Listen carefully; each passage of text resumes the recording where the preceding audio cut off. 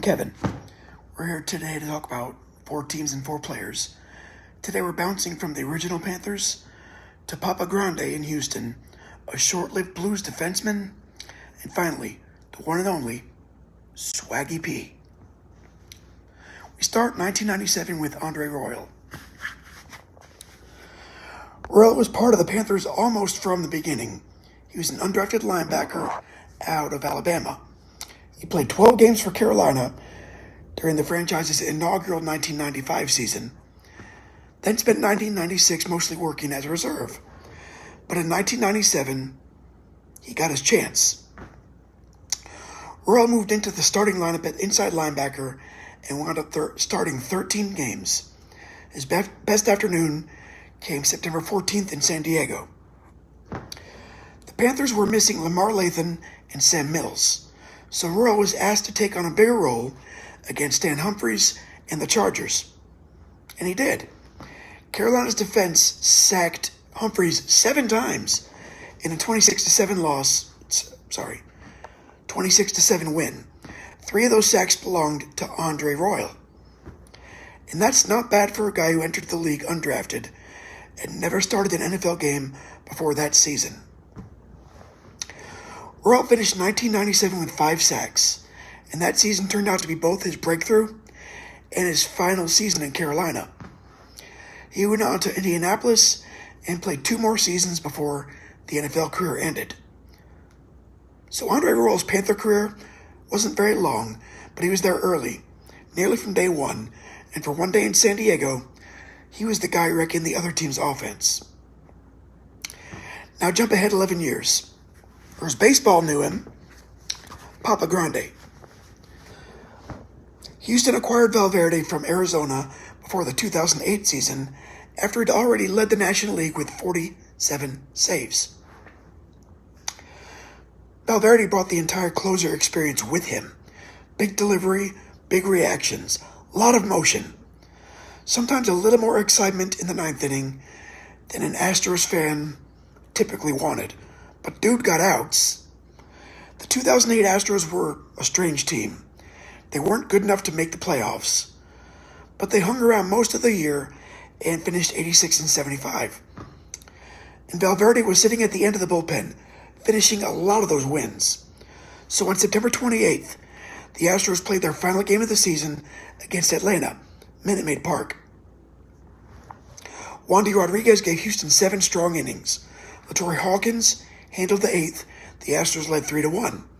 So here comes Papa Grande. Valverde worked the 9th, closed out the win, and collected save number 44. And that tied Billy Wagner's Astros single-season record.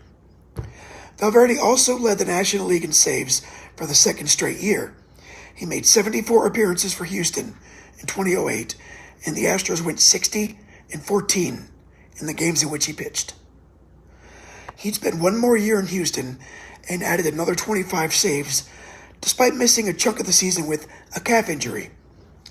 Then he moved on to Detroit, where he'd eventually have another big run as closer. But if we're picking out Jose Valverde's Astros moment, I like that final afternoon of 2008. Game 161, Minute Maid Park. Astros win, Papa Grande gets number 44. Next, we move on to 2011 and Kent Huskins. Huskins is one of those guys who can make you stop on an old roster and go, oh yeah, he was a Blue, because he wasn't there that long. St. Louis signed the veteran defenseman to a 1-year deal in the summer of 2011. Huskins had already been around the league for a while, and he came with something the Blues didn't have much of at the time, a Stanley Cup ring. He won it with Anaheim in 2007. And the Blues weren't looking for Huskins to run the offense. He was a big, experienced defenseman who could give them steady minutes. And early on, he supplied some offense too. On October 22nd, St. Louis went into Philadelphia to face a Flyers team that started the season pretty good. Huskins opened the scoring. The Blues got another early goal from TJ Oshie. Brian Elliott stopped 34 shots. St. Louis came away with a 4-2 road win. So through his first 9 games as a Blue, Huskins already had 2 goals 2 assists. Then his season stopped. 6 days after the Philadelphia game, Huskins fractured his left ankle against Calgary, and he missed 45 games. By the time he returned in February, the Blues had changed coaches, Ken Hitchcock took over, and St. Louis has turned into one of the best defensive teams in hockey. Huskins finished with only 25 games that season, scoring 2 goals and 5 assists. The Blues finished with 109 points and allowed fewer goals than anybody in the NHL. So Huskins became a small piece of a memorable Blues season. He was there at the beginning, he disappeared for most of it because injury, then came back in time to see how far that team had gone. Finally, we get to 2017. There are subtle ways to introduce yourself to a new team. Nick Young did not choose one of those ways. Golden State signed Young in July 2017. This was already the Warriors that belonged to Kevin Durant. They won the championship. Steph Curry was there. Hi, Sir Otto Egg. I don't know what Goosefoot is. Steph Curry was there. Klay Thompson was there. The Warriors didn't need another guy trying to shoot a 3. But they got one anyway. Opening night, October 17th, against Houston.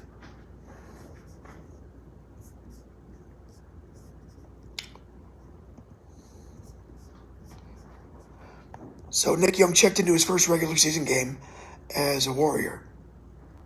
Apparently decided he'd seen enough of the Golden State offense to understand the system. Get the ball, shoot the ball. Young played 26 minutes. He took 9 shots. He made 8 of them. 7 of his attempts came from three-point range, and he made 6. Thank you, Sir Otto Egg. Nick Young scored 23 points in his Warriors debut. He led Golden State in scoring. Steph had 22, Durant 20, Klay had 16, Swaggy P led them all with 23. The Warriors actually lost the game 122 to 121. Kevin Durant appeared to hit the winner at the buzzer, but the replay showed the ball was still in his hands as time expired. So Golden State started its title defense 0-1. Nick Young, meanwhile, had just walked into one of the greatest shooting teams ever and gone 6 for 7 from three-point range. But his season never quite reached those heights again. That doesn't really matter. Young settled into a bench role, played 80 regular season games, and stuck around through the playoffs. And by June, the entire reason that he signed with Golden State worked out well. The Warriors swept Cleveland in the NBA Finals. Nick Young got his championship ring. Somewhere in all of this is the most Nick Young thing possible. His first night with the Warriors may have been his best individual game with the Warriors.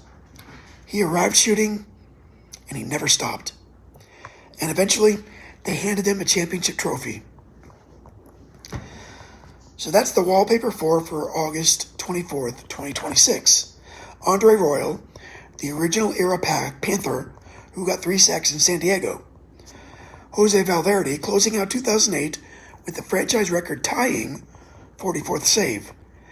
Kent Huskins scoring during his brief healthy stretch on a Blues team about to take off.